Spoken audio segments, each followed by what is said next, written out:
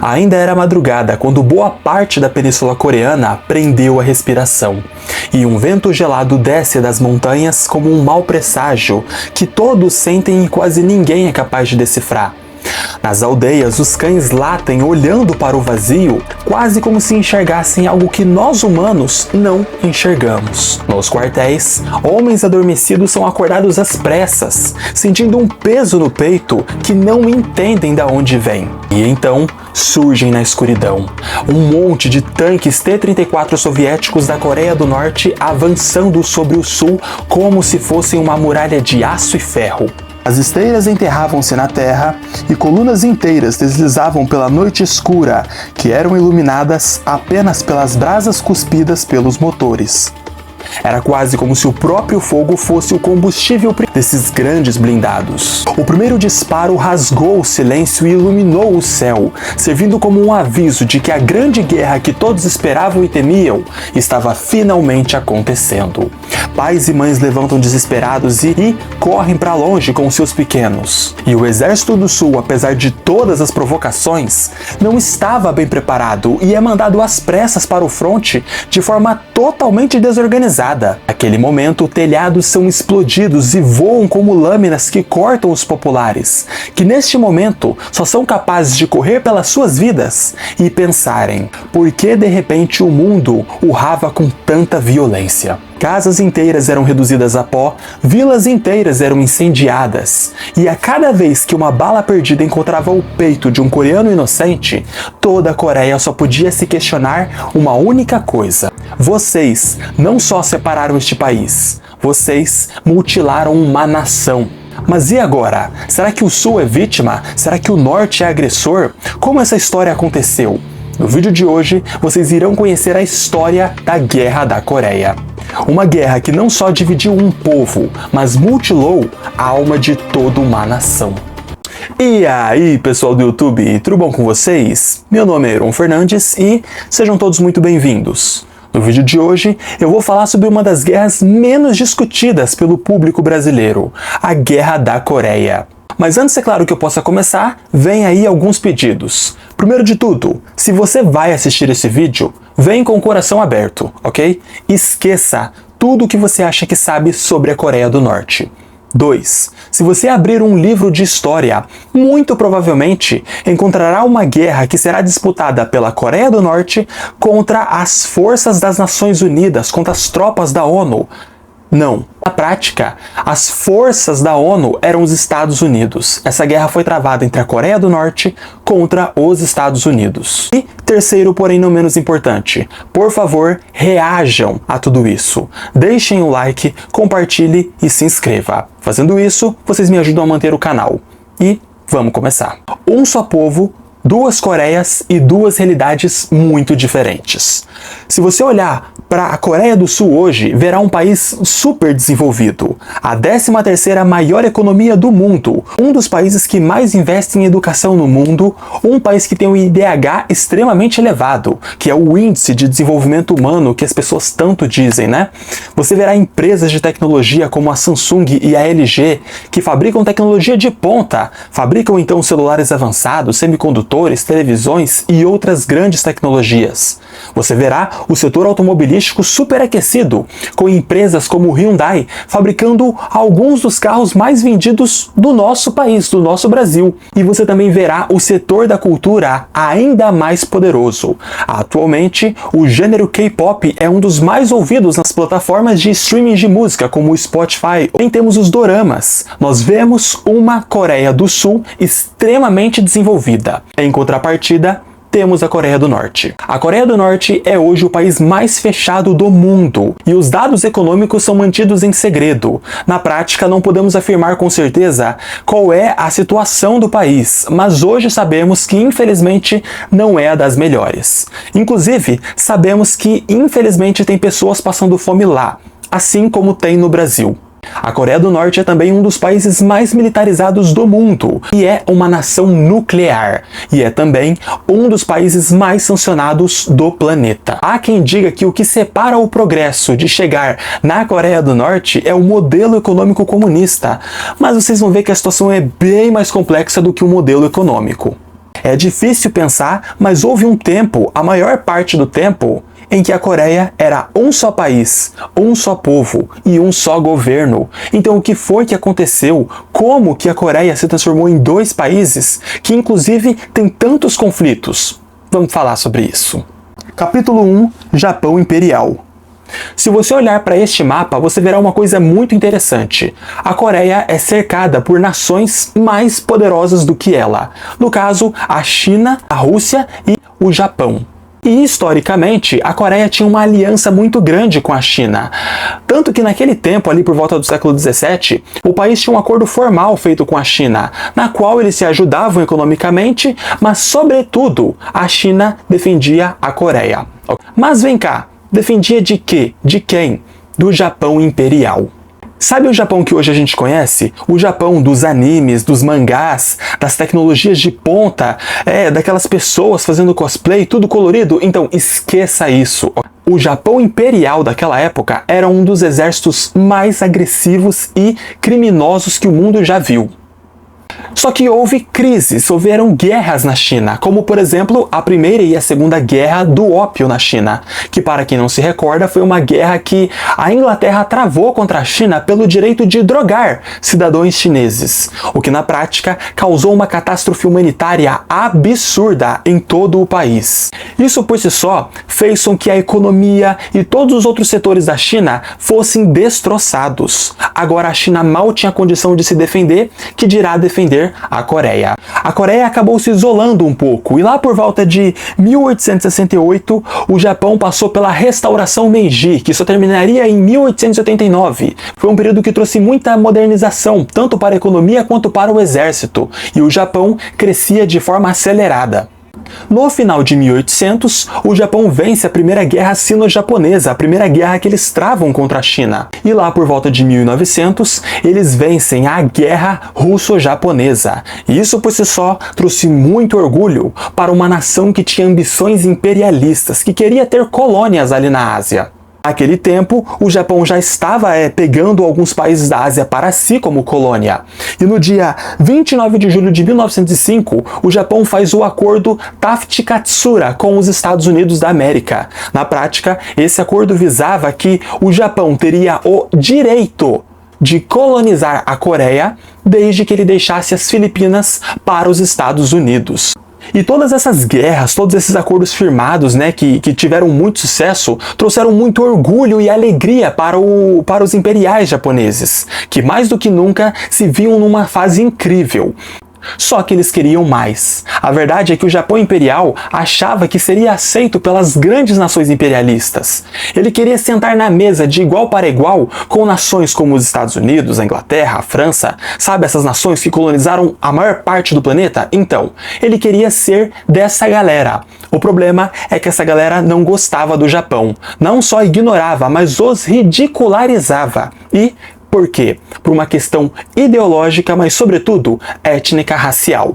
Veja bem, muito antes da Alemanha nazista existir, os Estados Unidos já se consagravam como a potência mais racista do mundo, como infelizmente ainda é hoje. Naquele tempo, as únicas vidas que importavam para o governo americano eram as vidas brancas e ocidentais. E quando eu digo ocidental, não me refiro ao termo geográfico, mas ao ocidental político. As únicas vidas que valiam para o governo americano eram os WASP, que é uma frase, sigla em inglês, para branco, anglo-saxão e protestante. Isso denota então uma cor, um povo, uma língua, uma cultura e uma religião, na qual a maior parte do mundo não faz parte. Sob essa ótica, mesmo que você seja branco, se você não mora nos Estados Unidos ou em algum país de língua inglesa, você não é WASP, você não é branco para eles, ainda que você seja na sua aparência. Os Estados Unidos não gostavam de lidar com os afro-americanos, os quais consideravam uma sub-raça, não gostavam de lidar com os indígenas, então eles mataram a maioria deles, durante a colonização.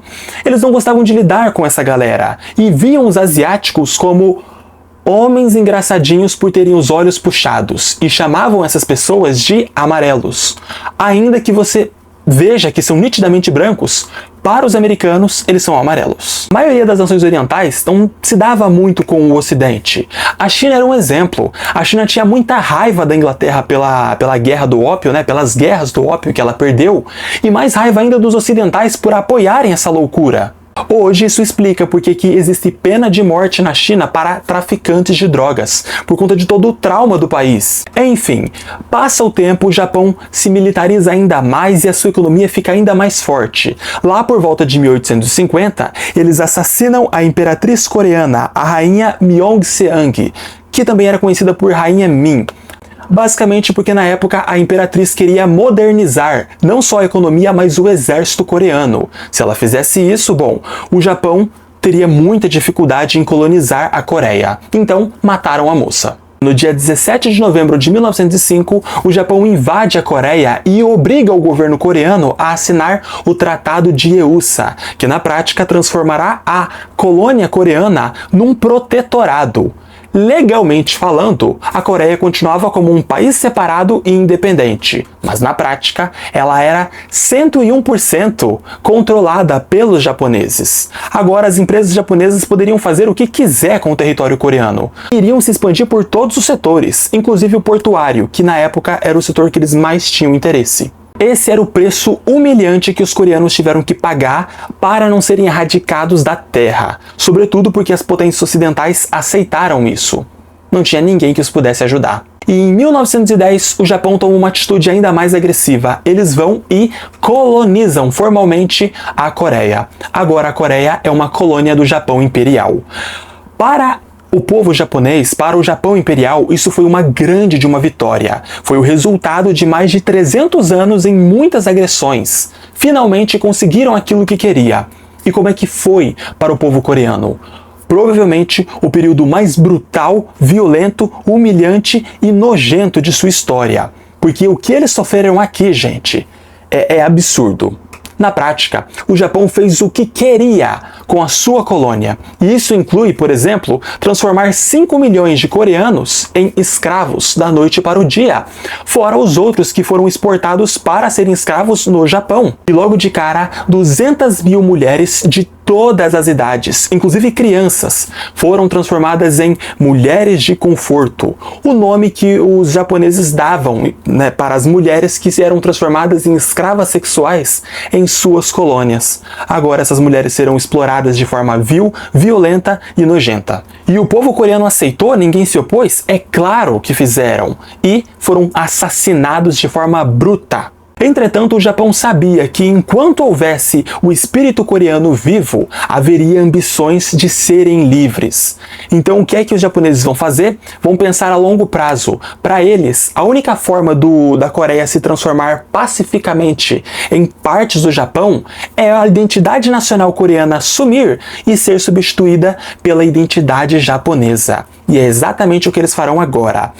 Os japoneses vão basicamente invadir as escolas e vão alterar todo o currículo escolar. Agora, o único idioma que poderá ser falado na Coreia não é o coreano, é o japonês. O coreano é proibido e quem for pego falando poderá ser preso ou assassinado. Logo de cara, todos os elementos culturais, todos os eventos, tradições, costumes coreanos são proibidos. E o Império Japonês institui a política Soshikaimei, uma política que visava substituir os nomes tipicamente coreanos por nomes tipicamente japoneses, porque é mesmo para apagar tudo que os caras têm. E o mais interessante que eles fazem aqui, apesar de ser bem canalha, é que eles entram nas escolas e vão mudar toda a historiografia do país. Vão simplesmente reescrever tudo, de um modo que legitimasse toda aquela violência. Era quase como se toda a história coreana levasse o país a ser anexado pelo grande Japão imperial. As religiões que eram consideradas coreanas são proibidas e são substituídas pelo shintoísmo estatal, que era a religião do Império Japonês. E boa parte da riqueza do país seria transferida para o Japão, inclusive artefatos históricos. Hoje existem muitos artefatos coreanos em museus de Tóquio. Por conta de toda essa violência bizarra que a Coreia estava sofrendo, milhares de populares fogem do país e com razão, né? Ninguém quer viver num país desse tipo. Estão destruindo tudo e ninguém faz nada para ajudar. A maioria deles vão para a China, aonde em Xangai é instalado uma espécie de governo provisório que era basicamente uma espécie de organização política anti-japonesa. Já na época, essa organização seria liderada por um homem chamado Syngman Rhee. E anotem esse nome porque ele vai voltar aqui e vocês vão ouvir com muita frequência. Esse Syngman Rhee era um coreano e, de certa forma, também americano que vivia no Havaí. E o mesmo era extremamente anticomunista. E era na prática um capacho dos Estados Unidos. Esse cara era tão capacho, mas tão capacho, que ele mudou o nome dele para que ficasse mais fácil dos americanos e dos falantes de língua inglesa pronunciar. Olha o nível. Já nessa época, uma criança, praticamente um pré-adolescente chamado Kim Il-sung, havia saído do norte e havia se refugiado na China. Anotem o nome dele porque ele também vai voltar nessa história. Em 1926, Kim Il-sung, que tinha aí por volta de seus 14 anos mais ou menos, da União para a Derrubada do Imperialismo, com 14 anos. Este era um grupo político de combatentes. Ele reunia soldados, intelectuais, camponeses, trabalhadores, para, no futuro, se transformar em um pequeno exército que supostamente libertaria a Coreia. E acontece a Primeira Guerra Mundial, e o Japão se sai muito bem. Lá, quase no final da Primeira Guerra, a Rússia sai da Primeira Guerra e passa pela sua revolução, a Revolução Russa, que põe fim ao Império Russo e se transforma na União Soviética, o primeiro país comunista do mundo. Antes disso, o mundo todo era capitalista. E os capitalistas observam a União Soviética nascendo e entram em choque. Eles veem aquilo como uma ameaça gigantesca à sua existência. Lá por volta de 1919, a Primeira Guerra já tinha acabado e a Alemanha foi responsabilizada pela maior guerra que a humanidade já tinha feito até então, a Primeira Guerra Mundial. O que era um absurdo, porque outras nações também provocaram este conflito. A Alemanha sozinha foi obrigada a pagar uma das maiores multas da história para nações vencedoras.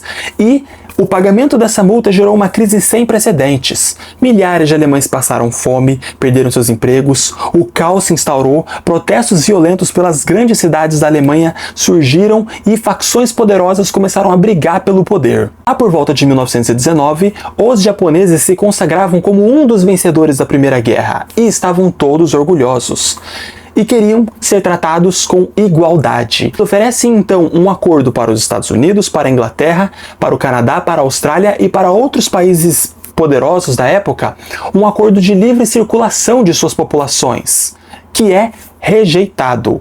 E depois eles oferecem um acordo de igualdade racial com os Estados Unidos. Os Estados Unidos rejeitam. E rejeitam do jeito mais absurdo possível. Eles basicamente respondem ao governo japonês: nós não queremos uma invasão amarela. Não dava para ser mais racista. E observem só que interessante. O Ocidente era racista com o Japão. E o Japão só conseguia escravizar os povos da Ásia porque espalhava essa ideologia racista de que os outros povos da Ásia eram inferiores. O Japão imperial sai humilhado disso e eles decidem que não vão esperar nenhuma nação imperialista dar o respeito que eles mereciam. Lá por volta de 1930 ocorreria então a Segunda Guerra Sino-Japonesa. O Japão vai até a China, invade ali a região da Manchúria e faz uma sangria. Inclusive o massacre de Nanquim, que é uma das coisas mais abomináveis que a humanidade já fez. Uma série de estupros, decapitamentos, assassinatos brutais. E nessa época, o Japão começa a dominar tudo ali na Ásia. Ninguém consegue fazer frente a eles. E veja bem que interessante, as Coreias eram de interesse japonês por conta de seus recursos. O norte, até os dias de hoje inclusive, é rico em minerais, enquanto o sul tem terras muito férteis para a agricultura. Só que os Estados Unidos havia permitido toda aquela violência. Na época, a elite, os mais ricos do mundo, tinham certeza que a próxima grande guerra era inevitável e seria travada entre os Estados Unidos e as potências ocidentais contra a União Soviética. Entretanto, eles estavam errados. Em 1939, a Alemanha nazista inicia a Segunda Guerra Mundial atacando a Polônia e são liderados por um homem cuja crueldade e poder parecia não ter fim. Este homem a que eu me refiro é o austríaco Adolf Hitler. E se vocês quiserem saber de toda essa história, a gente tem um vídeo aqui sobre a Segunda Guerra Mundial muito completo, inclusive acho que o vídeo que mais deu trabalho na história desse canal. E o Japão entra do lado da Alemanha na Segunda Guerra Mundial e, inclusive, se vinga dos Estados Unidos por todo o tratamento racista que ganharam durante anos, atacando, por exemplo, a base naval de Pearl Harbor. E lá no final de tudo, o Exército Vermelho invadiu a Alemanha, o Hitler se matou, a Itália também perdeu a guerra, as potências do eixo estavam perdendo e o Japão se recusava a se render. Em 6 de agosto de 1945, os Estados Unidos da América lançam a primeira bomba nuclear do mundo, aquilo que é considerado por muitos historiadores e geopolíticos como o maior ataque terrorista da história, na cidade de Hiroshima. E em 7 de agosto de 1945, os soviéticos que já estavam libertando a China declaram uma guerra formal contra o Japão Imperial. E agora, milhares de soviéticos e milhares de coreanos que estavam na China vão para a Coreia para libertarem o país das tropas japonesas que lá vivem, sobretudo no norte. Os Estados Unidos ficaram muito putos ao ver a União Soviética libertando a China. Estavam vendo que a União Soviética também estava próxima de libertar a Coreia da presença japonesa. No dia 9 de agosto de 1945, os Estados Unidos, não contente em fazer o maior ato de terrorismo da história, fazem o segundo, jogam mais uma bomba nuclear na cidade vizinha, na cidade de Nagasaki. E, adivinha, a maioria dos que morreu eram civis. E mesmo assim, o Japão, sendo alvo de 2 bombas nucleares e de ter mais de 80% do seu exército morto, ainda se perguntava se era hora de se render. O grande imperador, e o alto escalão japonês preferiam a morte do que se render. Mas vocês vão ver que essa história vai mudar rapidinho. Em 15 de agosto de 1945, os revolucionários coreanos, que antes viviam na China com as tropas soviéticas, libertam uma das principais cidades do país, a capital da Coreia do Norte, a cidade de Pyongyang. Esses revolucionários que libertaram Pyongyang eram liderados por um jovem de 24 anos chamado Kim Il-sung. Em resumo, a Segunda Guerra foi brutal e os Estados Unidos usaram as bombas nucleares não apenas para fazer o Japão se render, mas sobretudo para mostrar à União Soviética, que crescia com sua influência, de que eles mandavam no mundo e que não dariam espaço para os comunistas. Em 2 de setembro de 45, o Japão se rende, pondo fim à Segunda Guerra Mundial. Quando o Japão perde a Segunda Guerra Mundial, ele perde todas as suas colônias. E este foi um dos momentos mais alegres da vida dos povos asiáticos, que agora se viam livres de toda essa brutalidade. Estavam finalmente livres para seguir o seu caminho. Ou será que não? O plano dos coreanos, logo de cara, foi criar um comitê para a preparação da independência coreana. Era uma espécie de plano que os próprios coreanos tinham feito, que tinha ampla adesão popular para organizar o país. E então criar um governo provisório para reestruturar o país e criar uma nova eleição democrática. Só que as coisas não correriam como eles queriam. Quando a Segunda Guerra Mundial acaba, a nova ordem mundial é completamente diferente. Só há 2 grandes vencedores, os Estados Unidos da América e a União Soviética. E esses 2 países não ficariam em paz. Eles travariam a Guerra Fria, uma guerra de influências. Os Estados Unidos iriam lutar para mostrar ao mundo que o capitalismo e a economia de mercado funcionavam e eram melhores. E os comunistas iriam, falar, o socialismo, o comunismo, mais igualdade, não sei o quê. Era vital que continuasse como Guerra Fria, porque se essas 2 nações se enfrentassem, a Terceira Guerra Mundial seria decretada e uma guerra nuclear ocorreria e toda a humanidade morreria. Na prática, o que vai acontecer com o mundo? Muitos países ou vão logo de cara escolher um lado e serão protegidos por esse lado, ou então serão transformados em uma ditadura como o nosso Brasil, graças ao apoio americano, ou então vão passar por uma guerra civil. É aí que a Coreia entra. Capítulo 3. Tutela Internacional. Pós Segunda Guerra Mundial, houveram várias conferências, várias reuniões onde os Estados Unidos da América e a União Soviética estavam repartindo as suas zonas de influência. Na Conferência de Yalta, o governo americano decidiu que a Coreia deveria sim ser independente, mas não logo de cara. Os americanos justificaram que a Coreia precisava ser cuidada e precisava de tutela internacional até que tivesse um governo. Foi na Conferência de Moscou que eles acertaram que 4 grandes nações, Estados Unidos, União Soviética, China e Inglaterra, cuidariam da Coreia que a mesma pudesse se organizar e ter um governo democrático. Só que o povo odiou a ideia. Na verdade é que o povo coreano estava de saco cheio da palhaçada. Eles não queriam mais ser cuidados. Chega dessa merda, já bastava o Japão imperial. Eles não queriam nenhuma outra nação fazendo isso, sabe? Na prática, toda a responsabilidade da Coreia era dos próprios coreanos. Eles sozinhos é que deveriam descobrir o seu próprio caminho. Entretanto, pedir por liberdade agora é inviável.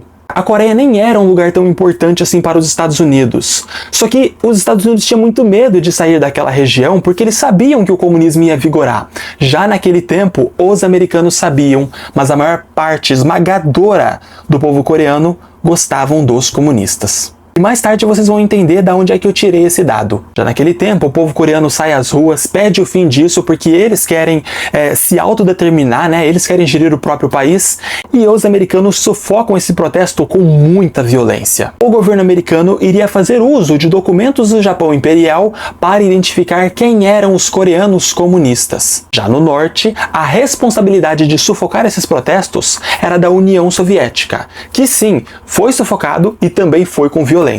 Entretanto, há um parêntese bem interessante aqui.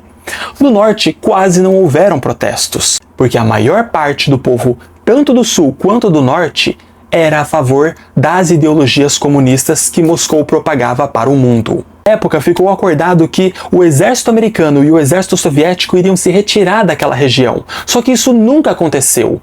Por que se ficou acordado assim? Bom, o exército soviético estava lá para libertar a Coreia do Japão Imperial, ok? Eles entraram lá junto com os coreanos, inclusive a pedido de muitos coreanos. E o exército americano? Bom, o exército americano entrou lá de supetão para supostamente libertarem a Coreia da presença japonesa. Só que tem uma coisa muito interessante aqui.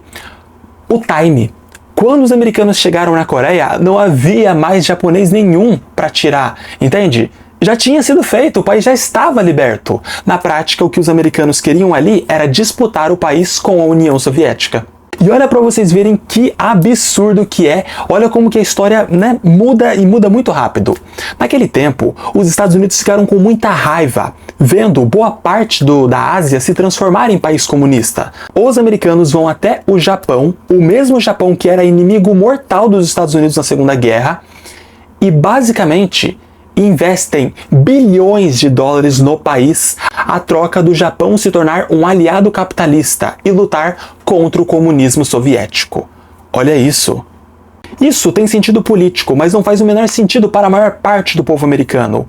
Por quê? Porque imagina só, você ser um americano e perder uma pessoa nos ataques de Pearl Harbor. O americano médio que perdeu alguém na Guerra do Pacífico se sentiu traído, ficou com cara de otário. Na época, o governo americano justificou para o povo americano de que aquilo era necessário, de que ou eles faziam isso ou toda a Ásia seria dominada pelo comunismo. E essa ajuda americana foi tão poderosa que reconstruiu o Japão em tempo recorde. Paralelo 38. O Monte Paekatu vigia com olhar sagrado, onde rios murmuram lendas de um povo honrado. Rasgaram a terra como tesouro em processo lento, um corte brutal e vil sem nenhum consentimento. Arrozais outrora plenos, onde o Jeong tecia união, viraram fronteiras duras, aço cravado no coração. Mães acendiam lanternas no escuro em desespero, pais sussurravam nomes ao vento num preceiro. E a Coreia partida ao meio, por mãos que nunca conheceram, carregou-se orgulho no peito, nos passos que lhe cederam.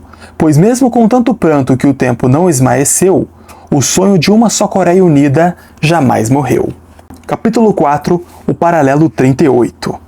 Já naquela época, os exércitos americanos e os soviéticos não haviam se enfrentado ainda, mas já tinham plena consciência de que eram inimigos e sabiam que se algum dia, por algum erro, eles se enfrentassem, estava tudo perdido e ia virar a Terceira Guerra Mundial.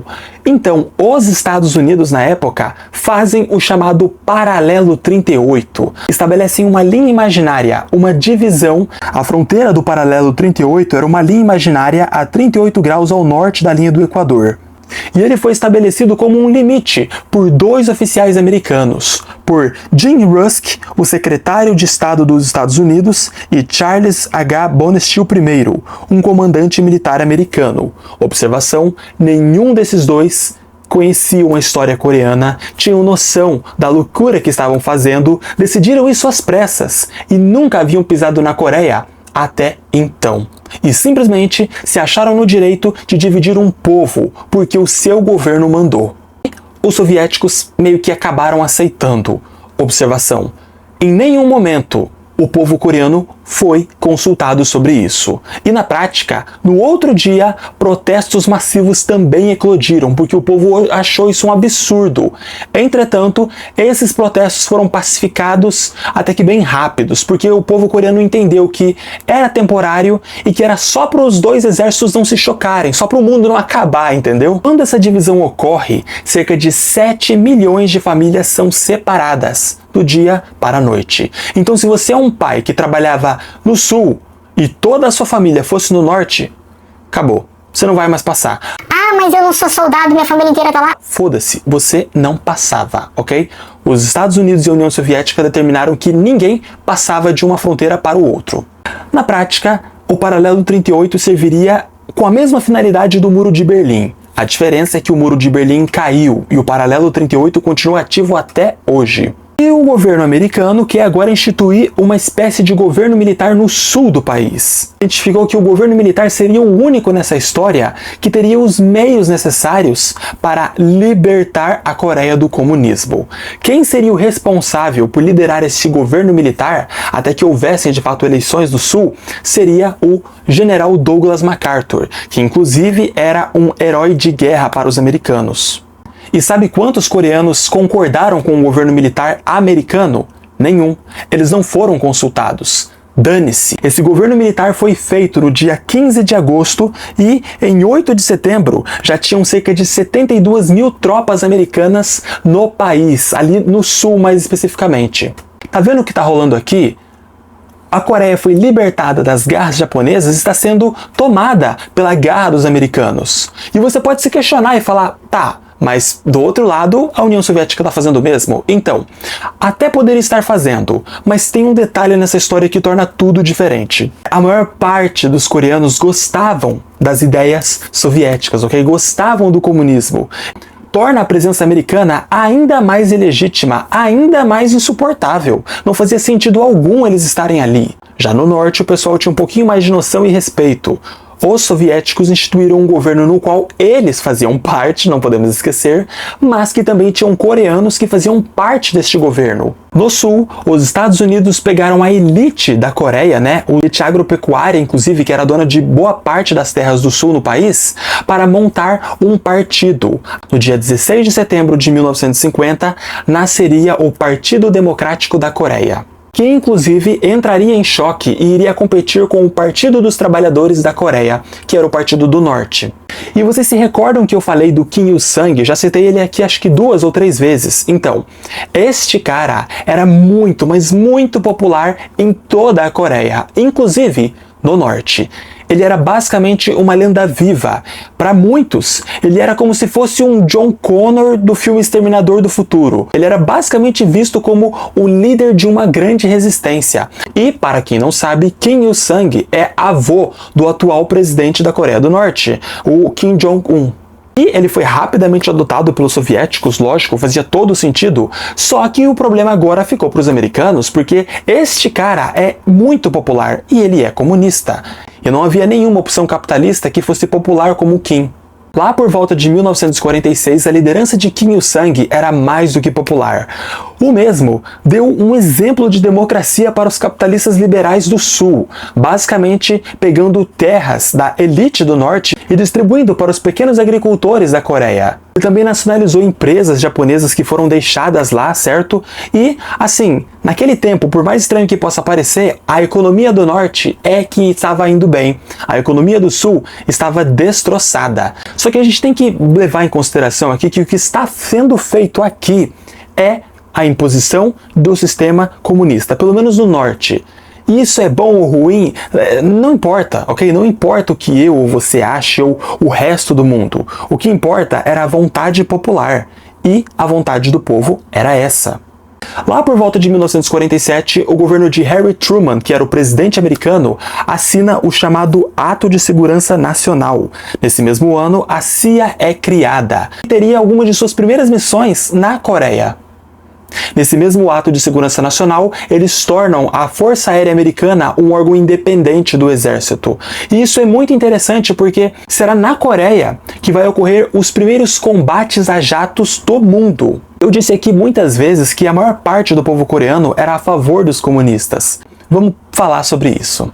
O Departamento de Opinião Pública do governo militar americano na Coreia, em conjunto com o jornal conservador sul-coreano Dong-A Albo, entrevistou 8.453 pessoas, em sua maioria pessoas do Sul, pessoas que deveriam ser capitalistas. E 70% de todos os entrevistados falaram que gostavam e que apoiavam as ideias comunistas na Coreia. Apoiavam um governo comunista. E isso por si só é um choque para os americanos. Porque 70% dos sul-coreanos, que são a parte capitalista, queria o comunismo. Você imagina só como o Norte não estava. Observação, esse jornal conservador, esse Dong-A Albo, ele ainda existe na Coreia. Este dado existe. O que prova é esses documentos. Esse jornal que fez essa pesquisa era contra os comunistas. O governo americano era contra. Inclusive, hoje nós temos governos sul-coreanos que basicamente comemoravam todos os anos que o governo americano não respeitou a vontade popular e basicamente livrou a Coreia do Sul do comunismo. O coreano médio viu a situação da Rússia feudal se transformando na União Soviética. Em poucos anos, um dos países mais ferrados se transformou no segundo mais poderoso do mundo. Eles achavam que adotando o comunismo soviético, o mesmo poderia se aplicar à sua realidade. Mas se você está me assistindo, provavelmente está se perguntando se tudo isso é verdade, como foi possível uma guerra civil acontecer entre o Sul e o Norte, se a maior parte do país queria a mesma coisa, se todos queriam um socialismo soviético? A resposta é mais simples e direta do que vocês imaginam. Chama-se investimento bilionário norte-americano. Veja bem, depois que a Guerra da Coreia terminou, os americanos tornaram públicos dados sobre a guerra e revelaram que gastaram 30 bilhões de dólares em toda a Guerra da Coreia, o que na prática fazia dessa a quinta guerra mais cara da história americana. E veja bem, 30 bilhões de dólares em 1950 não é o mesmo 30 bilhões de dólares de 2025, que é o ano em que estou gravando esse vídeo. Não mesmo. Na verdade, se a gente pegar aqueles 30 bilhões e corrigir pela inflação, hoje, esses 30 bilhões equivaleriam a 404 bilhões de dólares.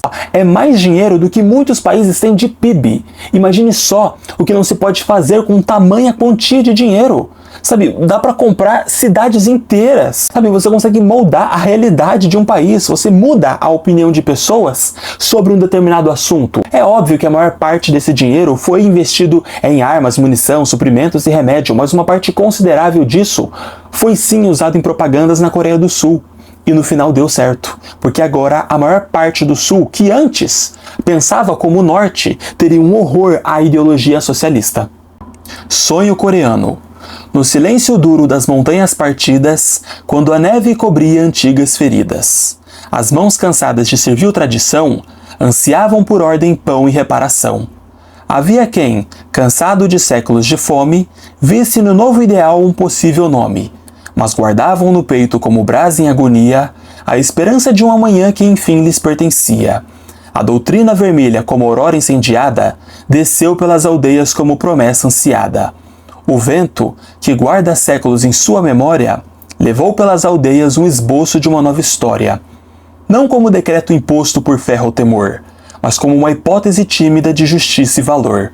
E alguns, de joelhos perante a miséria imperialista antiga, viram naquela mão uma única amiga. Uma mão que talvez erguesse o trabalhador, uma última grande aposta contra séculos de humilhação e dor. Se a foice e o martelo foi o que o povo coreano escolheu, foi porque na noite em ruínas um novo horizonte lhes apareceu. Uma Coreia mais justa, sem fome e segura, sonho que nasce da esperança e dor, mas insiste e perdura. Embora a Coreia seja dividida pelo paralelo 38, nunca foi a ideia inicial dos Estados Unidos ou da União Soviética. Na verdade, a ideia original era fazer uma espécie de administração única, na qual os dois países poderiam compartilhar o poder. Entretanto, não deu certo. Na prática, as tensões geopolíticas entre soviéticos e americanos ficaram tão tensas e tão fortes que agora o sonho de reunificar a Coreia era impossível. Principalmente porque agora o Sul já não está mais concordando com o Norte ideologicamente. E sim, é uma separação artificial que foi feita por um país estrangeiro? Sim, é verdade, mas foi feita. E agora a divisão está concretizada. E tudo piora quando o governo americano dá aval para que políticos no Sul criassem uma espécie de constituição. Caso você não saiba, uma constituição são leis sagradas que vão garantir que um Estado-nação tenha ordem e progresso. Quando você cria uma constituição no país ou dá o aval para que ela seja construída, você está basicamente construindo um país. Olha isso, os Estados Unidos já haviam dividido as Coreias e agora estava criando um país dentro de outro país. Porque até então, a Coreia sim estava dividida pelo paralelo 38 e pelas ideologias, certo? Mas ela era um país só até o momento. Na época, o governo americano sabia o que estava fazendo, sabia que estava criando um país e fortificando uma divisão. Eles precisavam de um candidato, eles precisavam de alguém para governar o país, mas que fosse fiel aos americanos. Eles trazem o Syngman Rhee, que era um líder coreano que na época vivia lá no Havaí. Era muito fã dos Estados Unidos da América e muito fã da cultura na prática, e principal, ele era ferrenhamente anticomunista. E toda essa fidelidade que o Syngman Rhee tinha aos americanos era uma garantia deles de que sempre teriam o Sul em suas mãos. Tanto os americanos quanto os soviéticos estavam levando o fracasso da administração única para a ONU poder resolver. O conselho da ONU foi o seguinte: façam eleições. Quem ganhar, governa o país. Os soviéticos reclamam com a ONU dizendo que essas eleições não podem ocorrer, porque a ONU não pode garantir a integridade delas. Isto é, garantir que as eleições vão ocorrer como devem ocorrer. Isto é, sem fraudes. Então, a ONU diz que vai supervisionar as eleições no Sul. E os soviéticos dizem: aqui no Norte não precisa, a gente já tem um escolhido. Os soviéticos escolheram o secretário-geral do Partido do Trabalhador da Coreia, o Kim Il-sung, que agora seria transformado em primeiro-ministro norte-coreano, uma espécie de presidente norte-coreano. E nós não temos nem mesmo detalhes de como essa escolha foi feita, porque os soviéticos nunca tornaram esses dados públicos. Capítulo 5. Eleições livres. Dia 15 de agosto de 1948, os sul-coreanos e os norte-americanos anunciam a proclamação da República da Coreia, o país que hoje conhecemos como Coreia do Sul.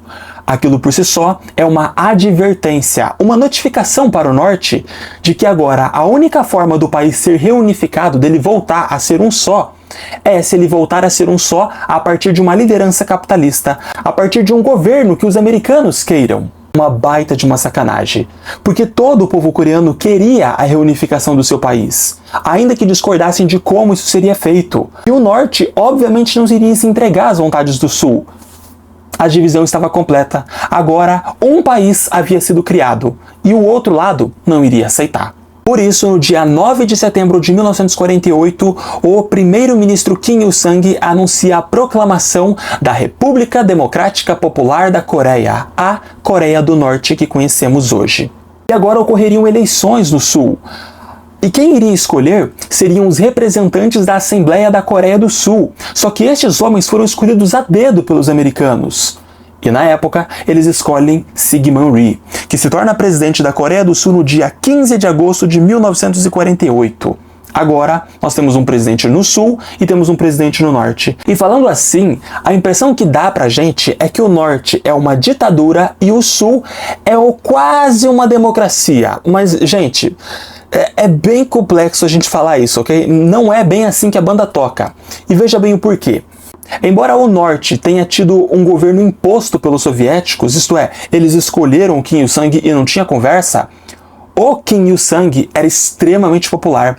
Ele era muito conhecido pelos norte-coreanos e a maioria esmagadora do país gostava dele. Houveram protestos na Coreia do Norte de coreanos que não reconheciam Kim Il-sung e que não gostaram da forma como ele foi eleita. Só que foram poucos protestos e bem pouco expressivos. Já no sul, o governo também foi imposto.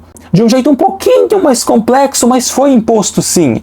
E pior, lá no sul, a maior parte da população não gostava. Muitos nem conheciam o Syngman Rhee. Ele não era popular, muito menos se a gente comparar com o Kim Il-sung. E adivinha? Dá uma merda do caramba, porque milhões de sul-coreanos não gostaram dessas eleições.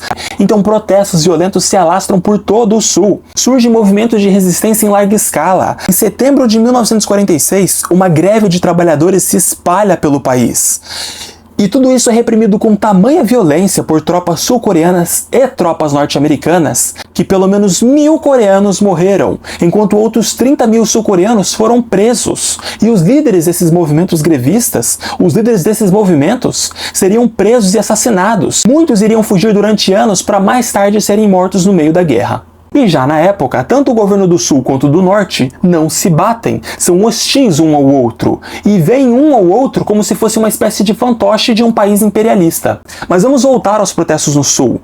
Na época, gente, ocorrem protestos na ilha de Jeju, que é hoje a maior ilha da Coreia do Sul. Na época, os sul-coreanos chamavam essa ilha de Ilha Vermelha, porque era lá que vivia a maior concentração de sul-coreanos comunistas. Agora, o governo sul-coreano, apoiado pelos Estados Unidos, iria mandar suas tropas para executarem aquelas pessoas. Nos primeiros meses, morrem cerca de 15.000 pessoas. Na época, os sul-coreanos não tinham homens o suficiente para fazerem toda essa sangria. Por isso, contaram com a ajuda dos membros da Liga Noroeste da Juventude, um grupo paramilitar de extrema-direita e ferrenhamente anticomunista que foi armado pelos Estados Unidos, e que agora ajudaria o exército sul-coreano a fazer toda essa sangria. E o que ocorre na ilha de Jeju é um massacre infernal. Há registros de estupros, torturas e decapitamentos, ok? Há registros de pessoas que eram obrigadas a fazerem sexo umas com as outras antes de serem executados. Muito das famílias que tinham uma pessoa comunista seria obrigada a presenciar a tortura ou a morte de seu ente querido. Muitas dessas famílias de comunistas seriam obrigadas a participarem disso tudo, aplaudindo então e homenageando o torturador, e às vezes eram obrigados a desfilarem com a cabeça do parente comunista, quase como se fosse uma espécie de gesto de orgulho. No final, é estimado que pelo menos 60.000 moradores da ilha de Jeju tenham sido assassinados por tropas sul-coreanas e tropas norte-americanas. E no meio desses 60.000 é óbvio que existem pessoas que não eram comunistas. E outros 40.000 moradores da ilha de Jeju fugiram da Coreia do Sul. Alguns foram para o norte e outros foram para a China. E olha para você ver que filha da putagem. Os norte-americanos na época gravaram muito dessas mortes. Mortes que mais tarde seriam integradas a um filme que serviria de propaganda anticomunista. Na prática, os americanos apresentaram esse filme como uma sangria, como um massacre que os norte-coreanos supostamente teriam feitos. Um filme que, assim, não durou muito tempo, né? Porque logo mais se investigou. Aqueles que eram mortos eram comunistas. Então, assim, que sentido faria os norte-coreanos comunistas matarem outros comunistas? Sabe? Não fazia sentido. Mas calma, que a guerra ainda vai começar. E eu sei que a essa altura muitos de vocês já estão irritados, mas tem que ter paciência, porque a história tem que ser contada do melhor jeito possível, senão vocês não vão entender. E no dia 1º de outubro de 1949, a República Popular da China é fundada, em um país comunista. E a ONU não reconhece a República Popular da China como um país legítimo. Capítulo 6. O início da sangria. A Organização das Nações Unidas, a famosa ONU, foi criada depois que a Segunda Guerra Mundial aconteceu, com o objetivo de garantir a paz e a estabilidade no mundo. É uma espécie de órgão supranacional e supostamente independente de influências externas. Só que, gente, já nessa época, todos sabiam que a ONU era controlada pelos Estados Unidos. E olha a prova disso. A Organização das Nações Unidas reconhece a República da Coreia, a Coreia do Sul, como a única e legítima Coreia, por meio da resolução da Assembleia Geral do dia 12 de dezembro de 1948. Gente, se você é um órgão supranacional que quer manter a paz, eu acho que a última coisa que você tem que fazer é escolher um lado. Aqui a ONU escolhia um lado. Mas caso não estejam convencidos, calma que já já vocês vão ter provas bem importantes e bem sólidas de que a ONU tinha sim um lado, assim como sempre teve durante toda a sua história. E quem deu o primeiro tiro? Quem começou a guerra? Bom, extraoficialmente falando, ninguém sabe. Mas hoje a versão mais aceita é que tropas sul-coreanas tenham provocado os norte-coreanos para causarem a guerra. E por quê? Na prática, tudo isso teria sido feito com orientação dos Estados Unidos da América. E existe até um padrão. Hoje, se você olhar para os países que são aliados dos Estados Unidos, especificamente para aqueles países que fazem guerra, como por exemplo Israel, que vive atacando a Palestina para causar uma guerra, apenas como desculpa para fazer a guerra que eles querem. A Coreia do Sul teria feito a mesma coisa aqui. Extraoficialmente falando, a guerra começa no dia 25 de junho de 1950, quando tropas norte-coreanas cruzam o paralelo 38. E fazem isso por ordem do primeiro-ministro Kim Il-sung. Faz isso com dois objetivos. O primeiro deles, reunificar a Coreia. 2. Expulsar as tropas americanas da Península Coreana, que ao seu ver eram tão imperialistas quanto as tropas do Japão Imperial. Hoje, a Guerra da Coreia, lá na Coreia do Norte, não é chamada de Guerra das Coreias, e sim a Guerra pela Libertação da Pátria. Ainda no final de 1948, os soviéticos tiram seu exército de lá. Um ano depois, as tropas norte-americanas também fariam o mesmo. Entretanto, aqui é uma diferença brutal. Os norte-coreanos foram deixados com aquilo de melhor que a União Soviética tinha, com as melhores armas, com os melhores tanques, com artilharia pesada e de ponta. Deixaram-se também muitos suprimentos e remédios. Deixaram presentes na prática. Já os sul-coreanos foram deixados sem nada. Então assim, quando a guerra começa, os norte-coreanos chegam amassando e fazem isso com muita facilidade. Em 27 de junho de 1950, o Exército do Norte vai rumo a Seul e ocorre a primeira Batalha de Seul. Seul, para quem não sabe, é a capital da Coreia do Sul. E em 3 dias de batalha, o Norte conquista o Sul. E o governo de Syngman Rhee fica com tanto ódio, mas tanto ódio de ter perdido a capital no 3º dia de guerra, que agora vai rolar mais um massacre contra populações comunistas no sul da Coreia. E esse vai ser o maior massacre da história da Coreia feita por um governo coreano. O governo de Syngman Rhee vai pegar uma lista com os integrantes das Ligas Bodo. As Ligas Bodo foi uma instituição de reeducação anticomunista, criado pelo governo sul-coreano com o apoio do governo norte-americano. E haviam listas de nomes que estavam ali de supostos comunistas, mas veja bem, muitos dos que estavam lá nem eram comunistas, só tinham tido os seus nomes registrados ali para atingir a cota de adesão. Agora, todos que estão na lista serão assassinados por pelotões de fuzilamento. O primeiro massacre ocorre em Hongseong, na província de Gwangwon-do, em 28 de junho de 1950.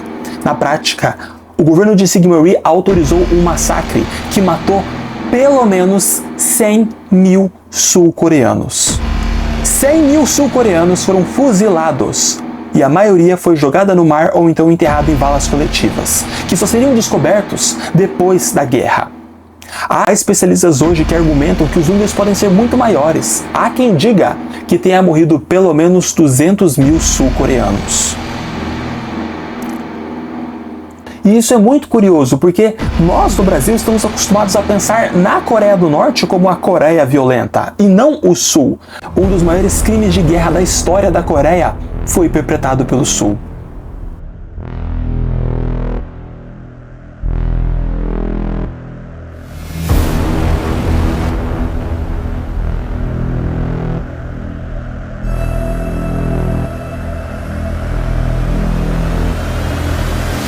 como sabemos que o massacre das Ligas Bodo realmente aconteceu e que não foi uma grande fake news da Coreia do Norte?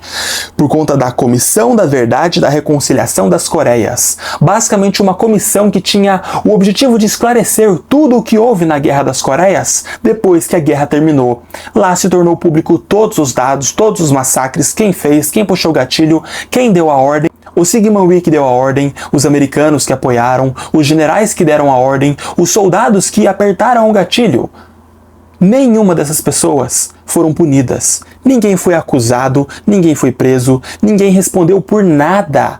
Sabe? E isso é muito curioso porque não tem a ONU enchendo o saco, não tem os direitos humanos, não tem sanções econômicas, não tem países para isolar uma nação que acabou de fazer um massacre contra a sua própria população. Não tem nada disso. Na prática, as sanções e as ameaças militares e o isolamento internacional só ocorriam com nações comunistas. 2 dias depois, a ONU realizou a aprovação da Resolução 83, adotada no dia 27 de junho de 1950, que considerou que a invasão da Coreia do Sul pelo norte era uma violação da paz, solicitou o fim das hostilidades e ainda recomendou que 22 estados-membros mandassem ajuda militar e médica para a Coreia do Sul.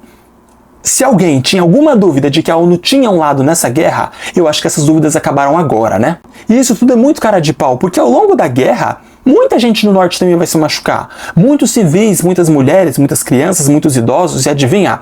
A ONU não fez nada. A ONU não mandou ajuda para o norte, só para o sul, durante toda a guerra. A Resolução 83 foi só uma desculpa para que o exército americano entrasse no conflito. Mas por quê? Não é mais fácil simplesmente aparecer? Então, na época não dava. Os Estados Unidos precisavam usar a roupagem da ONU, precisavam usar o nome de Tropas das Nações Unidas. E por quê? Veja bem, o contexto da época era o final da Segunda Guerra Mundial. A boa parte do mundo ou estava destroçado ou estava em choque com toda a loucura que foi. O mundo inteiro pedia por paz. A única forma dos Estados Unidos participarem da guerra era com a aprovação do Congresso americano. O Congresso americano jamais iria aprovar a entrada dos Estados Unidos numa guerra, porque o povo americano iria massacrar os congressistas, ia massacrar os políticos que autorizaram isso. Por isso, o governo de Harry Truman, que na época era o presidente dos Estados Unidos, autoriza a participação dos Estados Unidos nesta operação policial. Na época, era assim que era chamado. Isso é feito até os dias de hoje. Em tempos recentes, a Rússia não invadiu a Ucrânia? Eles também não falavam que era guerra, eles falavam que era uma operação especial. Gente, é uma guerra. Você vai ver sim o exército americano na Guerra da Coreia, e vai ver muito, mas nunca com a bandeira dos Estados Unidos, e sim com a bandeira das Nações Unidas. E isso é muito interessante porque usar a roupagem da ONU dá a entender de que é o mundo civilizado contra a Coreia do Norte, contra o comunismo malvado. Sabe, cria um teatro todo para se vender para o mundo. Já na época, a União Soviética boicota o Conselho da ONU por não reconhecerem a República da China como um país comunista. E isso é muito engraçado, porque a ONU ela nem disfarça, ela nem tenta. A União Soviética responde aos apelos da Coreia do Norte. Nós não vamos participar da Guerra da Coreia diretamente. Isto é, não vamos pôr soldados para lutar pelo norte. E por quê? Se isso acontecesse, a Terceira Guerra Mundial iria deslanchar ali mesmo, porque seriam tropas americanas contra tropas soviéticas. Iria começar ali mesmo e o mundo inteiro ia acabar, certeza. Então, a União Soviética não queria comprar essa briga. Sobretudo porque, na época, os Estados Unidos eram uma nação muito mais forte do que eles. A União Soviética era o segundo país mais poderoso do mundo, mas ainda perdia e perdia muito para os Estados Unidos. Na época, os americanos eram uma nação 100% nuclear, tinham ogivas e estavam construindo mais como se não houvesse o amanhã. Tinham sistemas de ataques eficientes que poderiam destruir qualquer ponto da União Soviética quando quisessem. Já a União Soviética havia acabado de testar a sua primeira arma nuclear, a RDS-1, que ficou conhecido no Ocidente como Joe-1. Testou com sucesso, certo? Só que uma bomba nuclear soviética não é o mesmo que um arsenal nuclear americano. Sem falar que a União Soviética estava se reconstruindo, porque uma parte importante dela foi destruída na Segunda Guerra Mundial. Também foi a União Soviética que mais perdeu homens na Segunda Guerra Mundial. E o país tinha que se reconstruir, tinha que se desenvolver. Então era melhor, né, ficar de boa. Entretanto, não largaram a Coreia do Norte. Eles falaram, ó, Vocês têm o nosso apoio e nós vamos mandar suprimentos, armas e munição para que a guerra continue. mas olha para você ver a diferença bruta do conflito. De um lado temos a Coreia do Sul apoiada pelos Estados Unidos da América e mais 22 países ajudando. E do outro temos a Coreia do Sul apoiada pela União Soviética. E aqui tem um detalhe interessante. Embora haja 22 nações ajudando a Coreia do Sul com as forças das Nações Unidas, 90% de todo o exército das Nações Unidas foi composto por forças americanas, foi composto por homens dos Estados Unidos. Basicamente porque os americanos queriam controlar o rumo da guerra. Esses pelotões americanos seriam sobretudo guiados por Douglas MacArthur, um comandante americano que foi considerado como um herói da Segunda Guerra Mundial pelos Estados Unidos da América. O mesmo homem que anistiou criminosos de guerra do Japão, que anistiou soldados e cientistas criminosos da famosa e infame Unidade 731 do Japão, uma unidade que fazia experimentos humanos contra prisioneiros de guerra e contra americanos que foram pegos na guerra. O governo brasileiro é convidado a fazer parte disso tudo. É convidado a enviar soldados para defenderem a Coreia do Sul. E sabe o que o governo brasileiro tem a ver com isso? Nada. Porra nenhuma. E o governo de Eurico Gaspar Dutra queria participar disso. Entretanto, em 1950, houve um protesto massivo de mães brasileiras nas grandes capitais. Essas mães basicamente diziam, nós não vamos deixar os nossos filhos ir lutar numa guerra na Coreia, porque a gente não tem nada a ver com isso. E realmente não tínhamos. E esse protesto inspirou muitos outros em várias cidades do país, basicamente fazendo com que o governo recuasse. Depois, o Eurico Gaspar Dutra saiu, entrou o Vargas de novo, e o Vargas basicamente disse, ó, não faz sentido o Brasil entrar nessa guerra, porque os custos da guerra são muito altos. Capítulo 8, Avalanche Norte-Coreana.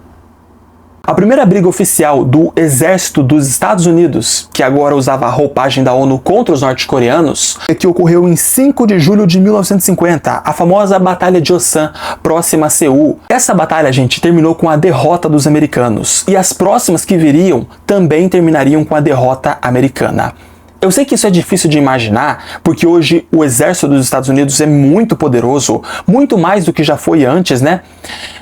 E a Coreia do Norte é um país mais pobre, né? E teoricamente teria um exército mais fraco, mas foi exatamente o que aconteceu. E por que isso aconteceu? Quais são os motivos? O primeiro motivo disso é que, depois que a Segunda Guerra Mundial terminou, os Estados Unidos pararam de investir aquele mar de dinheiro nas tropas americanas, porque agora, teoricamente, seriam tempos de paz. Na época, muitas dessas tropas estavam mal organizadas e nem sabiam o que estavam fazendo direito ali no norte. Sem falar que essas tropas também não conheciam a geografia do país e iriam sofrer para se adaptarem ao clima. Sem falar que o norte tinha as armas mais modernas da União Soviética. Enquanto isso, as tropas norte-americanas que estavam lutando aqui, assim, em sua maioria, vieram com armas antigas que eram remanescentes da Segunda Guerra Mundial. E já na época, o marketing norte-americano ainda não estava dando muito as caras.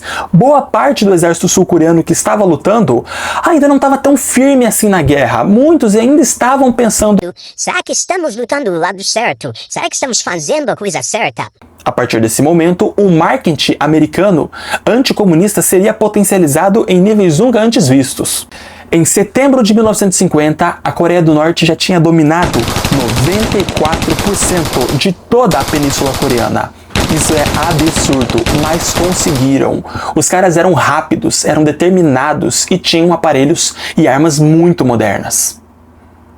As coisas ficaram tão ruins para as forças das Nações Unidas e para a Coreia do Sul que estavam todos sendo empurrados para o interior da Coreia do Sul, o que agora os faria fazer o chamado Perímetro de Busan, na prática a última tentativa desesperada dos Estados Unidos de talvez causarem uma reviravolta na guerra. Temos registros de soldados americanos atirando em civis da Coreia do Sul, porque haviam-se boatos de que espiões norte-coreanos se infiltravam entre os exércitos das Nações Unidas, o que na prática fez com que americanos atirassem de forma indiscriminada a qualquer civil que aproximasse deles. Quando houve o Perímetro de Busan, qualquer civil coreano que passasse perto das linhas de defesa era automaticamente fuzilado da forma mais covarde possível. Naquela época, o plano do governo americano era usar o porto de Busan, basicamente o lugar para onde chegariam as embarcações americanas com ainda mais homens e mais equipamentos, para que essa coisa seja controlada, porque senão eles iam perder a guerra. Os homens que estão chegando agora conseguem segurar a Coreia do Norte. Capítulo 9, a reviravolta. Em 15 de setembro de 1950, 50 mil soldados norte-americanos desembarcam na cidade de Incheon. Na época, os norte-coreanos não sabiam disso, não estavam ligados no que estava acontecendo. Agora eles seriam atacados de forma brutal, por trás. E são pegos de surpresa, são pegos com as calças na mão. A maioria dos norte-coreanos que estavam presentes ali estavam totalmente desorganizados, a maioria foi fuzilada. Aquilo foi um mar de sangue e os norte-coreanos tinham experimentado a sua grande primeira derrota. E que derrota! Porque isso foi tão forte e os norte-coreanos perderam tantos homens que isso reacendeu a possibilidade de Washington, a capital americana, de vencer a guerra. No dia 15 de setembro de 1950, ocorre a Segunda Batalha de Seul, porque as forças das Nações Unidas querem reconquistar a capital do país.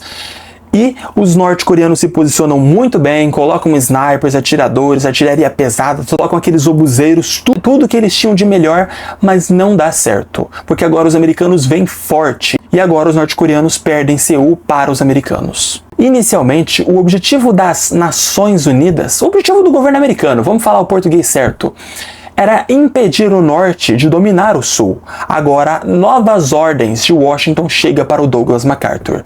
As ordens são: mate quem precisar para livrar a Coreia do comunismo. Entretanto, não ameacem a China ou a União Soviética.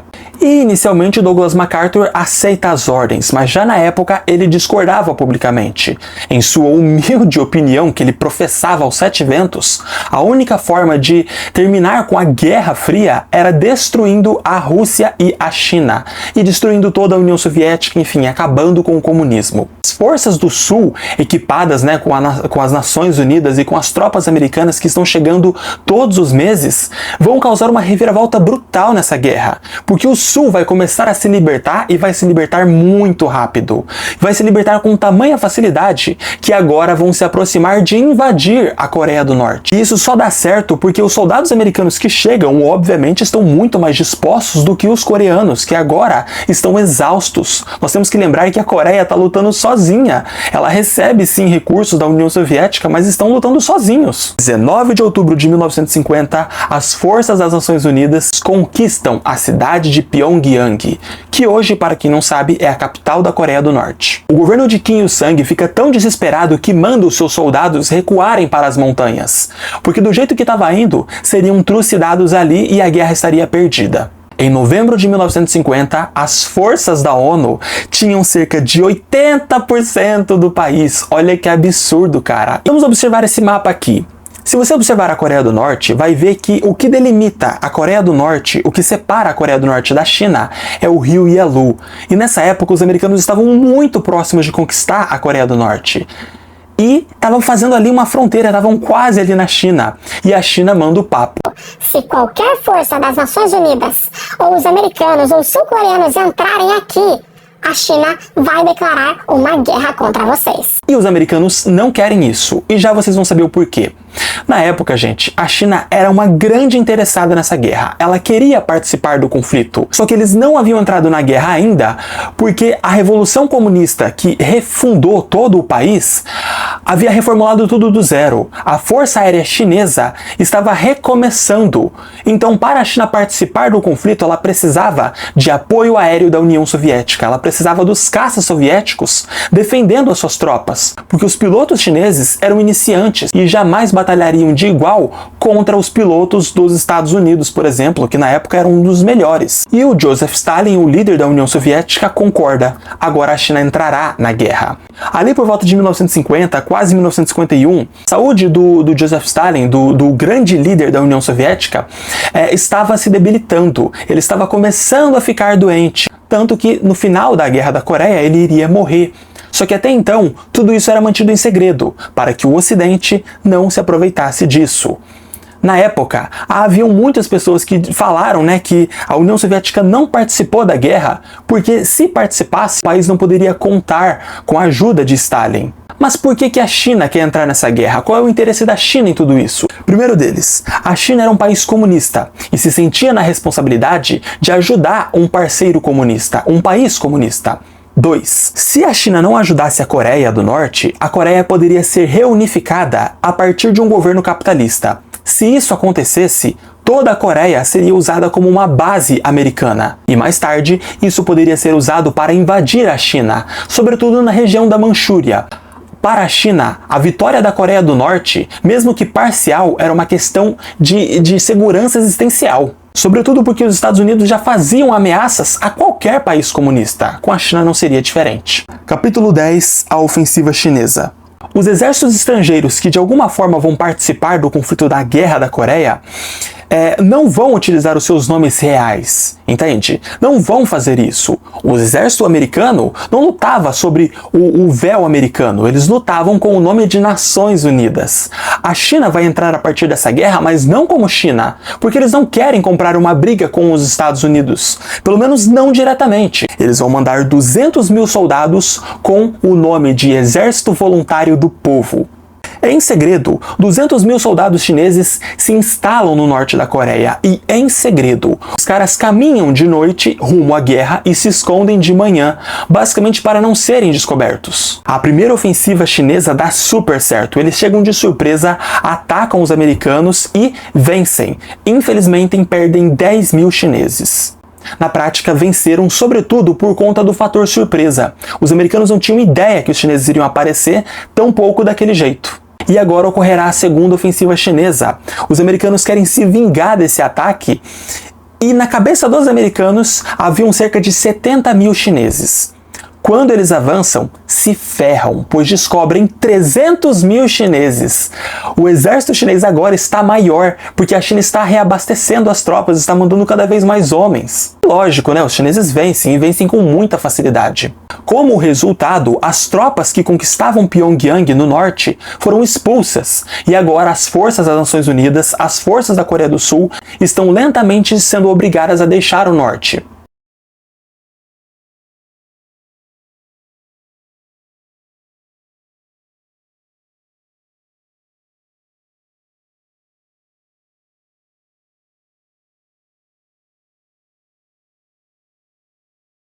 No final de 1950, rolaria a terceira ofensiva chinesa, que vai ser também a terceira batalha de Seul. A China ataca de surpresa e usa trombetas.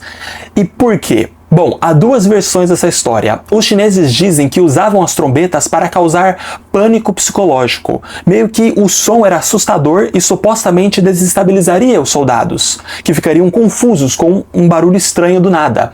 Já o exército americano diz que o exército chinês usava as trombetas porque não tinham dinheiro para comprar aparelhos de telecomunicação.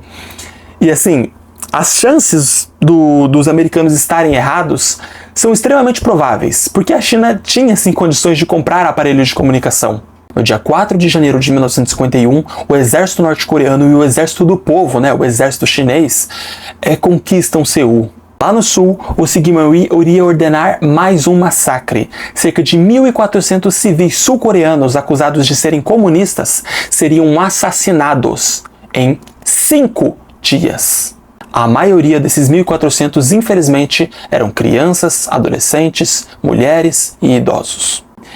E nesse tempo, o norte também começa a cometer os seus crimes de guerra. Na época, o que o norte mais fazia era sequestrar cidadãos sul-coreanos e obrigá-los a lutar pelo norte.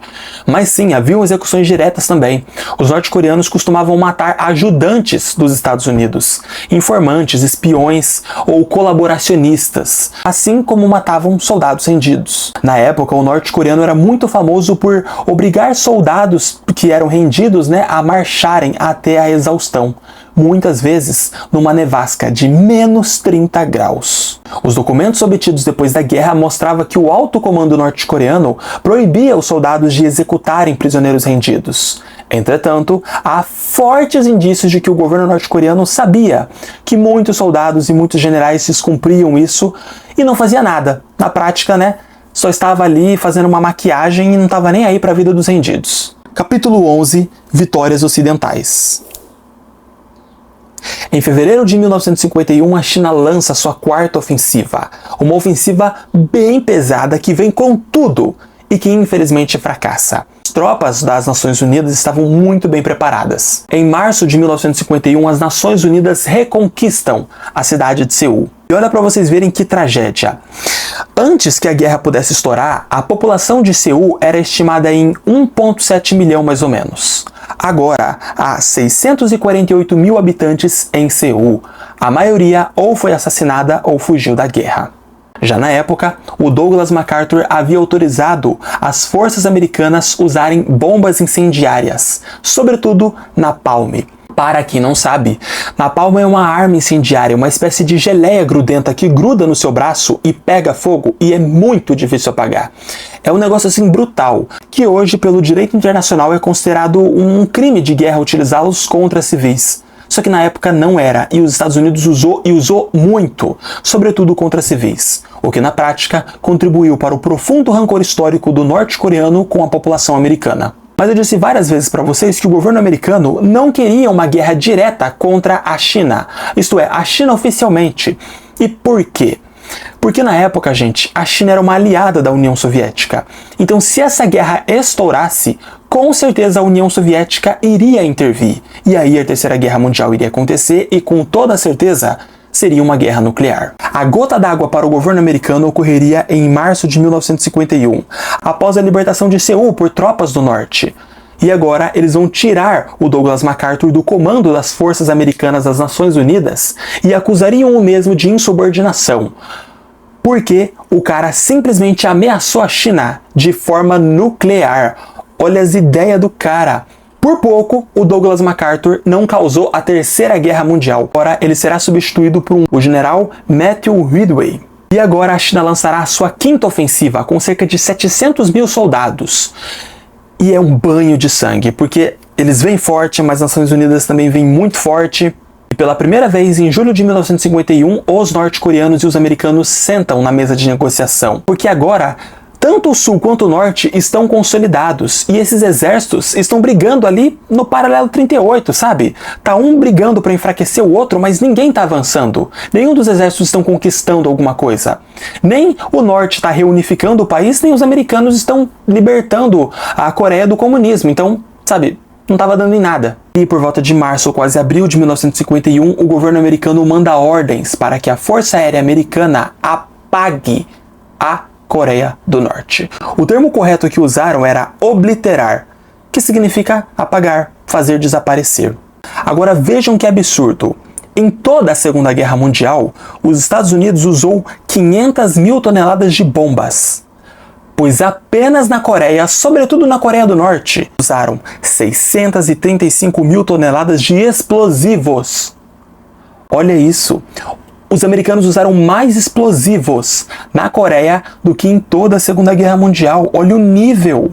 Nessa época, os soviéticos ficam com muita pena dos norte-coreanos. Então eles enviam soldados soviéticos disfarçados de voluntários e enviam alguns caças MiG-15, que na época era o caça mais moderno do mundo, que era até melhor do que os americanos.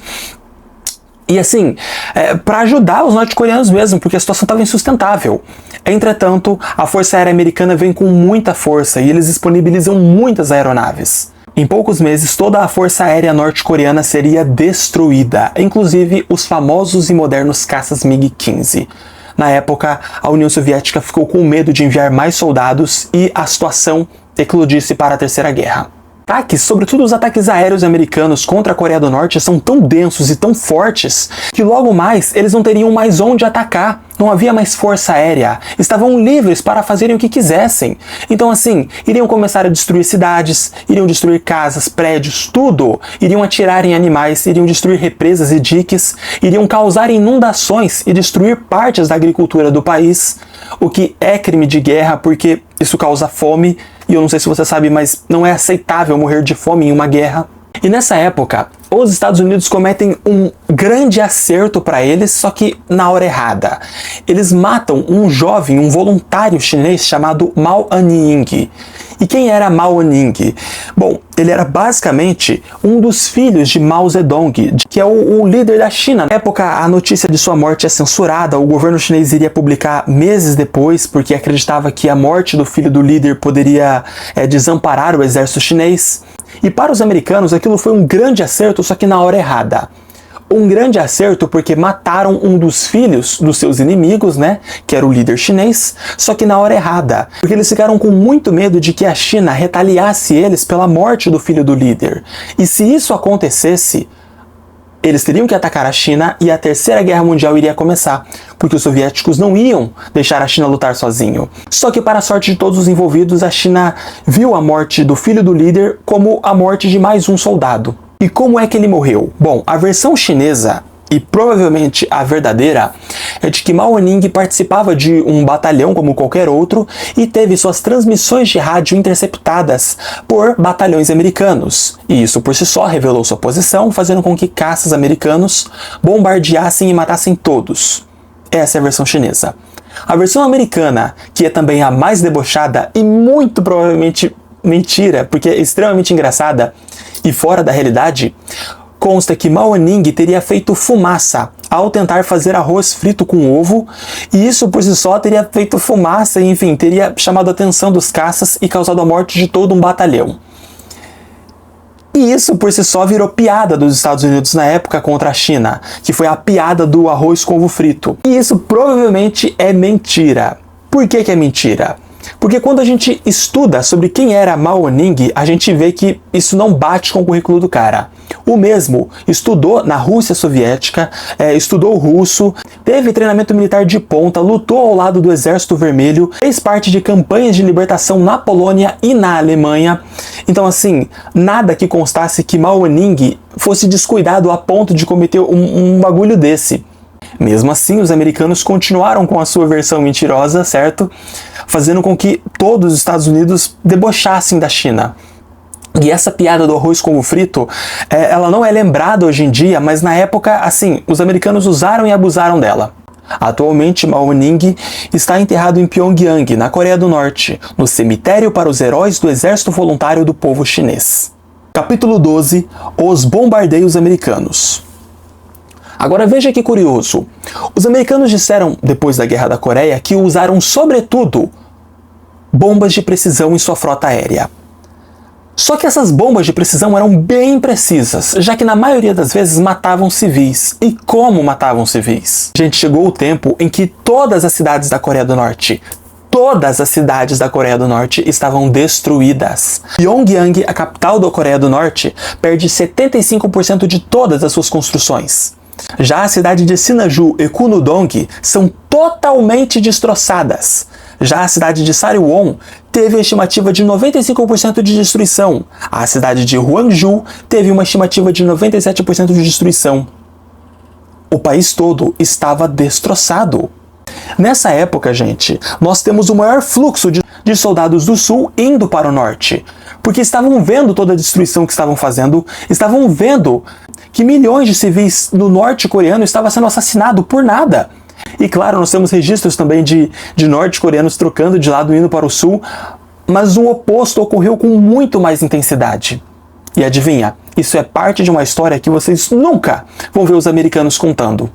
Em agosto de 1951, o correspondente de guerra Tibor Merai declarou que havia testemunhado uma devastação completa entre o rio Yalu e a capital da Coreia do Norte.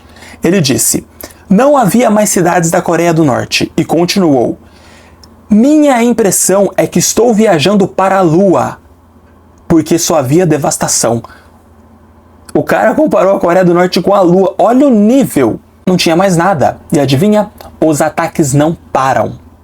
Na época, os americanos queriam impedir que os norte-coreanos usassem o pouco da sua frota naval. E essa frota naval precisava do porto de Wonsan. A cidade de Wonsan era um local estratégico, pois os americanos vão lá e vão bombardear Wonsan por cima com os aviões e pelos lados com sua frota naval.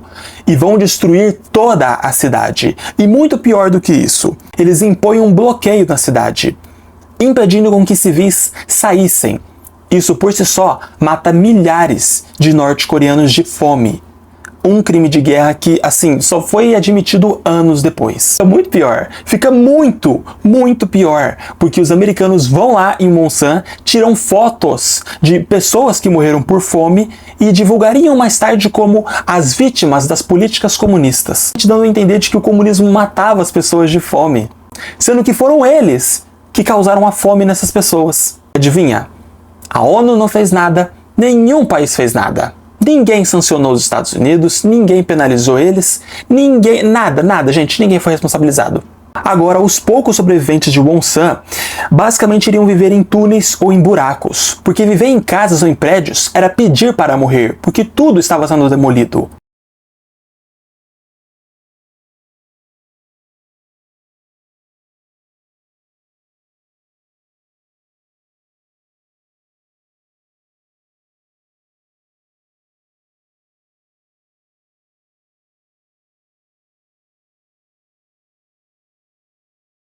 Nessa época, os exércitos norte-coreanos, assim como boa parte de toda a população norte-coreana, estava se abrigando nos túneis do país.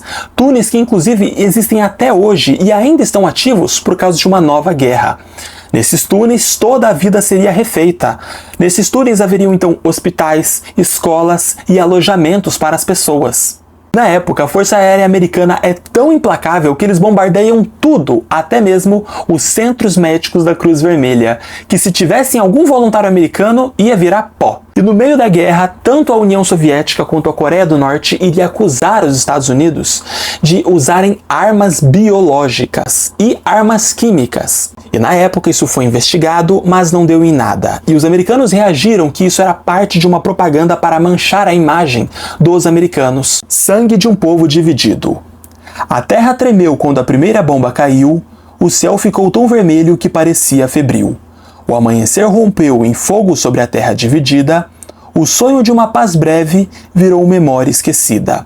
O rio Indin corria turvo, carregando dores de destroços, soldados juravam coragem com medo cravado nos ossos. Filhos prometiam coragem suas mães sem saber se iam voltar, abraçando suas cuidadoras que só os queria os guardar. Aviões rasgaram aldeias com chuva de fogo inclemente, transformando gente em sombra que se apaga de repente.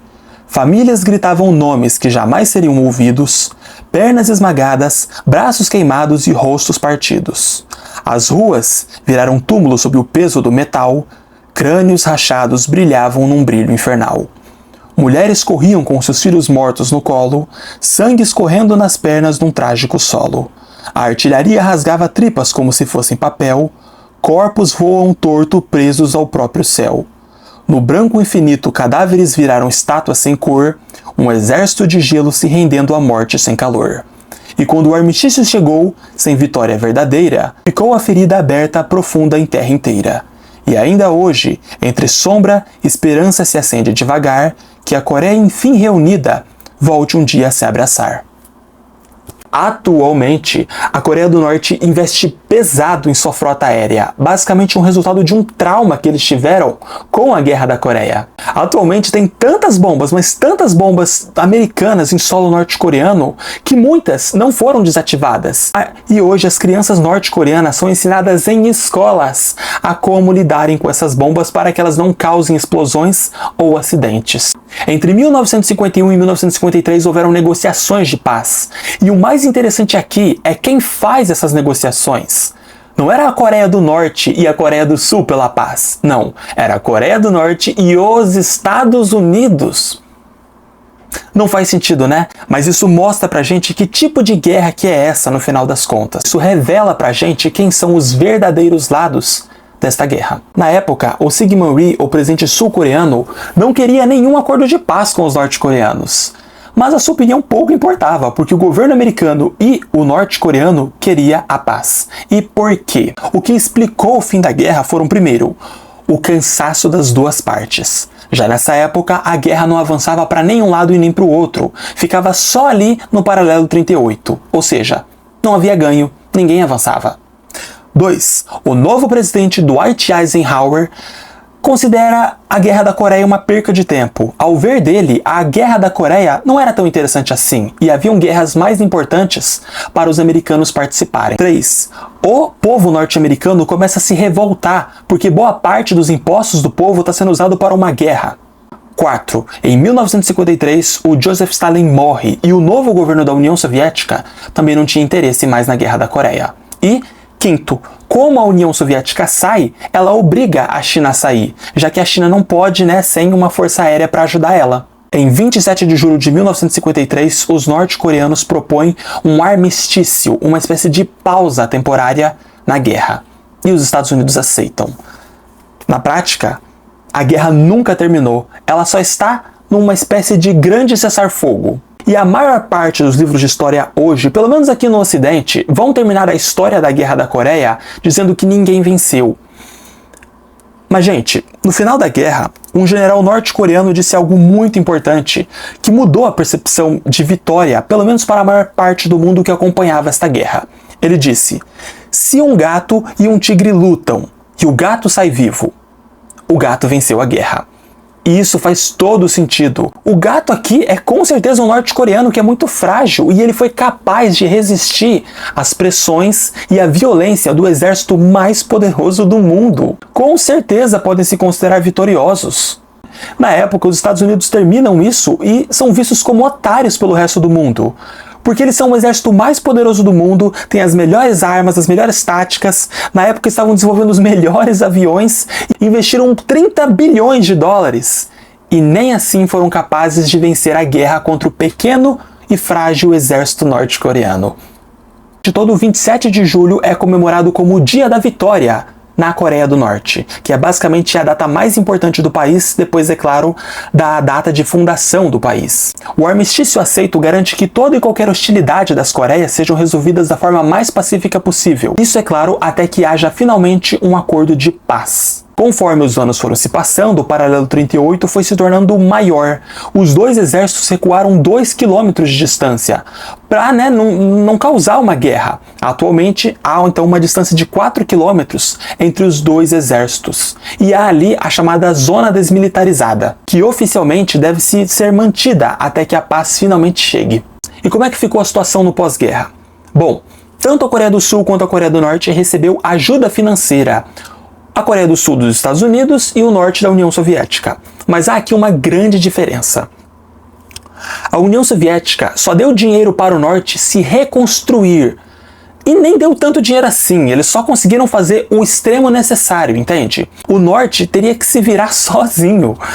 Já o Sul recebeu bilhões em investimentos. Na prática, foi uma das reconstruções mais rápidas de um pós-guerra que já se foi vista na história. E por quê? Porque os americanos precisavam que a Coreia se transformasse numa espécie de propaganda ambulante. Era para mostrar o Sul super desenvolvido, meio que falando, essas são as maravilhas do capitalismo que traz o progresso, a riqueza, a tecnologia, enquanto o Norte era pobre e destroçado. E a Coreia do Norte se fechou para o mundo como é fechada até os dias de hoje, basicamente porque acreditava que qualquer influência dos Estados Unidos poderia então desestabilizar e até mesmo derrubar o seu governo. Isso pode parecer piração, mas não é. Há dois conceitos muito importantes na geopolítica, o soft power e o hard power. Esses conceitos foram popularizados pelo autor americano Joseph Nye. E, bom, vamos explicar aqui como funciona e como que isso explica a situação da Coreia do Norte. O soft power é a capacidade que um país tem de conquistar outro através da persuasão, com a sua cultura, os seus valores e a sua política. A conquista através de instrumentos como educação, ciências, diplomacia pública, mas sobretudo a arte. Ou seja, é a forma como um país tem de conquistar outro através de seus meios culturais.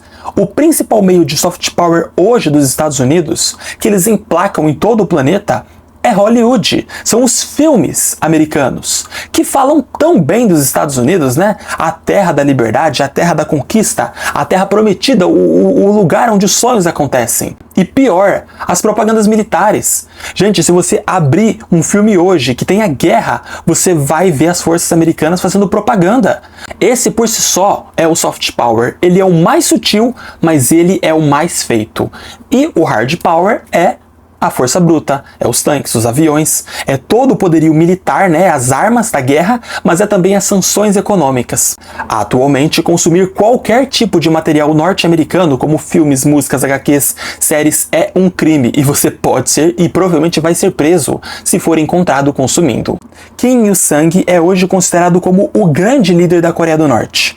Ele morreu em 1994 aos 84 anos de idade, vítima de um ataque cardíaco. Foi substituído pelo seu filho, que depois foi substituído pelo seu neto, o Kim Jong-un, o atual presidente, o atual ditador da Coreia do Norte.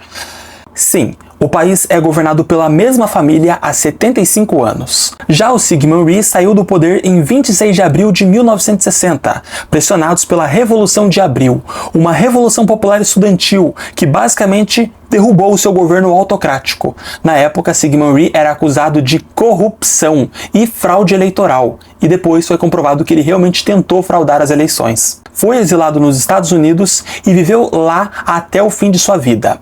Ele morreria em 19 de julho de 1965, aos 90 anos de idade, em Honolulu, no Havaí, nos Estados Unidos, vítima das complicações de um AVC que ele tinha tido, e morreu em exílio. O primeiro presidente da Coreia do Sul morreu em exílio. Só para constar, uma coisa que muita gente não sabe: a Coreia do Sul é uma democracia muito recente. Até o início dos anos 90, ela era uma ditadura, e uma ditadura bem brutal. E quais são os resultados da guerra? Bom, o conflito durou cerca de 3 anos e matou de 3 a 5 milhões de coreanos, sobretudo no norte. 2. O conflito dividiu a Coreia, criou Coreia do Sul e Coreia do Norte e separou 7 milhões de famílias, que atualmente não podem mais se ver e não se veem desde aquele tempo. 3. O conflito piorou toda a relação que os americanos têm com boa parte da Ásia. 4. O governo norte-coreano mantém um controle muito rígido sobre a circulação de pessoas em seu país. Atualmente é muito difícil um norte-coreano sair do seu país. É praticamente impossível um norte-coreano atravessar para o sul ou um sul-coreano para o norte. Basicamente porque nenhum dos dois países permitem essa circulação, sobretudo o norte. Atualmente, a única forma de um norte-coreano ou um sul-coreano atravessarem a fronteira e irem para o outro país é com uma autorização especial, que é muito difícil de se conseguir. Na prática, os únicos que conseguem são políticos dos dois países. Vamos supor que um norte-coreano tente atravessar para o sul ou um sul para o norte. Como é que ele faz? Bom, se ele não tiver autorização, ele tem que se arriscar atravessando. E aí, gente, ele pode morrer, e pode morrer em diversas formas. Ele pode ser fuzilado por um dos dois exércitos, ele pode morrer com as condições climáticas, porque é bem frio, sobretudo na Coreia do Norte, e eu sei que a maioria de vocês ouve notícias de muitos norte-coreanos indo para o sul, só que o oposto também acontece. Talvez não com a mesma frequência e com certeza não divulgado com a mesma intensidade, mas acontece. A Coreia do Norte também. Atualmente, o país tem 2 grandes problemas. O primeiro deles, a falta de petróleo, e segundo, fome. E por que acontece essa fome? Por 2 motivos. O primeiro deles é a geografia complexa da Coreia do Norte. A geografia do norte é sobretudo montanhosa, e o terreno montanhoso é raso, rochoso e propenso à erosão, o que torna praticamente impossível a agricultura. A maior parte das terras da Coreia do Norte impossíveis de se plantar alguma coisa. Para piorar, o país também tem invernos muito rigorosos, pouco tempo de verão, chuvas intensas que infelizmente destroem o pouco que os caras têm. E um outro grande motivo que ajuda e que explica pra gente porque boa parte da população norte-coreana passa fome, ou no mínimo passa uma insegurança alimentar, é o fato das sanções econômicas aplicadas pelos norte-americanos. E por que os Estados Unidos aplicaram essas sanções econômicas à Coreia do Norte? Primeiro, porque o país ainda se mantém como um Estado comunista, e segundo, porque em 2006 a Coreia do Norte se transformou numa nação nuclear.